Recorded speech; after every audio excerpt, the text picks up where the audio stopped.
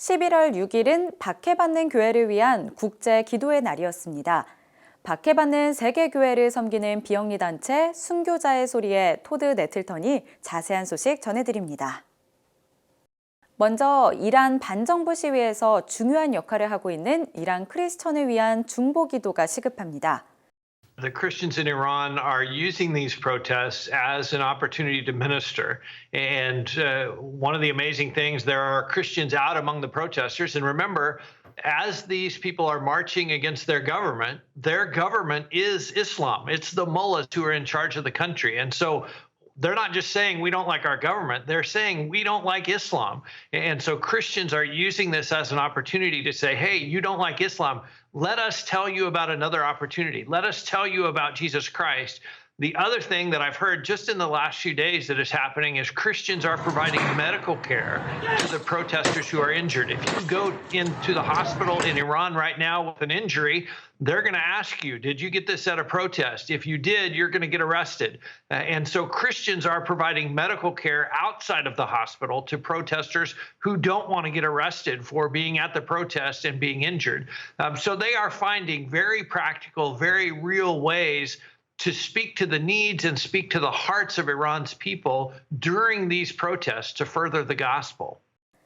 나이지리아에서는 이슬람 무장단체의 크리스천 납치와 살해가 빈번합니다. 최근에는 잦아든 것으로 보이지만 크리스천들의 고난은 끝나지 않았습니다. It is bad. And I think one of the sad things is these kind of attacks and kidnappings have become so commonplace that they don't even make the news anymore. It's just like, oh yeah, another kidnapping in Nigeria, another attack on a church in northern Nigeria. Our Christian brothers and sisters there are suffering. They are in danger. And yet, again, as we talked about in Iran, they are standing boldly for Christ. They are choosing to witness, even knowing that it's risky. 현재 크리스천 박해가 가장 우려되는 나라는 중국입니다. You know, one of the countries that I think has been in the news in the last few days is China, with Xi Jinping being given a third term.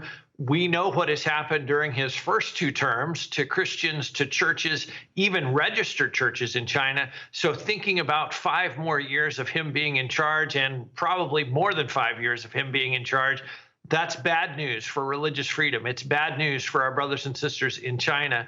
The other country that I would raise, and it's probably not on a lot of people's radar, is Eritrea.